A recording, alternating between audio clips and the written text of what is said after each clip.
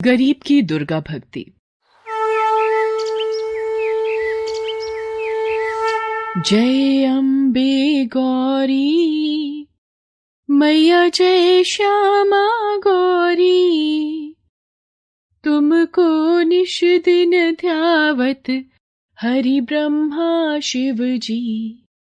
ओम जय अम्बे गौरी। अरे भोला, रुक बेटा, ले ये माता रानी का प्रसाद खा के जा। ले हाथ आगे कर। ओहो माँ, पहले ही देर हो रही है, लाओ जल्दी। जल्दी का काम शैतान का होता है बेटा, आराम से जा। आराम से तो बस आप ही रह सकती हो माँ जी, ये आराम से बैठ गए तो घर कैसे चलेगा। जाओ जी, जल्दी जाओ आप। माँ जी के पास तो कोई काम है नहीं, सारा दिन माता रानी के सामने घंटी बजाने के सिवाय। भोला अपने खेत के लिए निकल जाता है। ना तो उसने मीना को उसके व्यवहार के लिए टोका और ना ही मंगला उसे कुछ कह सकी। दरअसल मंगला की बहू मीना बहुत ही तेज तर्रार थी, साथ ही लालची और मतलबी भी। वो मंगला से कभी भी सीधे मुंह बात नहीं करती थी। भोला भी उसी के रंग में रंग चुका था। दूसरी तरफ मंगला सारा दिन बस मां दुर्गा की भक्ति में ही लीन रहती थी। उसे दुनियादारी से कोई मतलब ही नहीं था। ना उसे मीना से कोई उम्मीद थी और ना ही भोला से।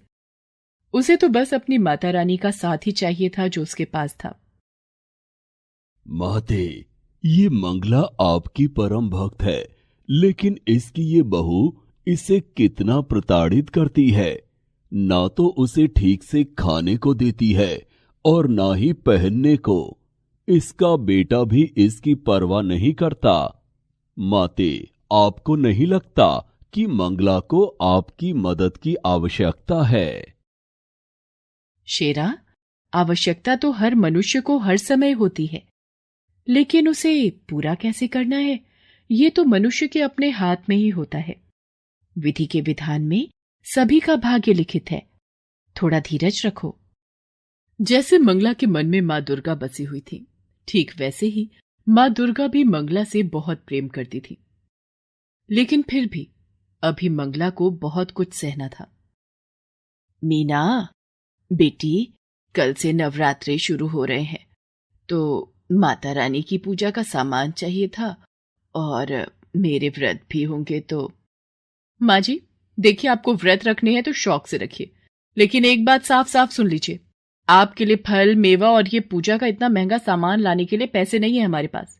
सब कुछ तो आपके सामने ही है। पता नहीं फिर भी आपको कुछ दिखता क्यों नहीं। ले देके एक खेती तो है हमारे पास। बड़ी मुश्किल से इस बार चने की फसल कुछ ठीक ठाक हुई है, वो भी अभी पूरी तरह से तैयार नहीं है।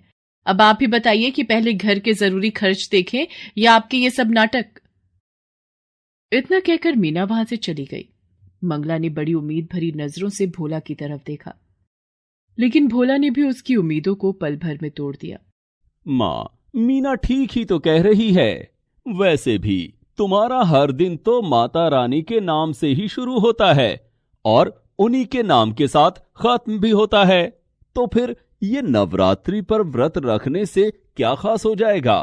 खामखा तुम्हारी तबीयत बिगड़ जाएगी और फिर डॉक्टर की फीस और दवाइयों पर फालतू खर्च, ये सब बड़ा भारी पड़ जाएगा माँ।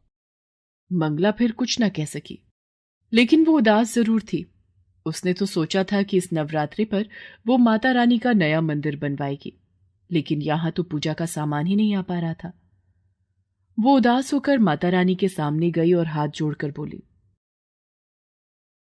मां, मेरे बच्चों को क्षमा करना। ये नादान है, पर मैं जानती हूं कि आप अपने इस भक्त की मदद जरूर करेंगी। इतना कहकर मंगला रोने लगी। दूसरी तरफ मीना के दिमाग में नई खिचड़ी पकने लगी थी। सुनो जी, मैं क्या बोल रही थी, अपने खेत की फसल बस तैयार ही होने वाली है, तो किसी को तो उसकी रखवाली करनी ही होगी। हाँ, तो मैं रहता तो हूं सारा दिन खेत में। देखा, भूल गए ना, कल हम दोनों को मेरे मायके चलना है पूरे 1 हफ्ते के लिए। मेरे इकलौते भाई की शादी है, तो जब आप यहां नहीं रहेंगे तो खेत का ख्याल कौन रखेगा? हाँ, ये तो मुश्किल हो गई। ऐसा करते हैं, तुम अकेली चली जाओ शादी में, मैं रुक जाता हूं यहीं।